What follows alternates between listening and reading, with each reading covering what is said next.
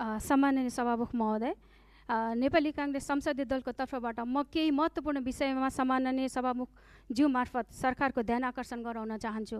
लोकतान्त्रिक संसदीय अभ्यासको इतिहासमा सायद बिरलै देखिने दृश्य हिजो हामीले देख्यौँ। सम्माननीय राष्ट्रपतिज्यूबाट सरकारकै नीति तथा कार्यक्रम प्रस्तुत भइरहँदा सम्माननीय प्रधानमन्त्रीज्यू सदनबाट बाहिरिनु यो केवल एउटा सामान्य दृश्य होइन, यो संवैधानिक संस्कार, संसदीय परम्परा, राज्यको उत्तरदायित्व र सरकारको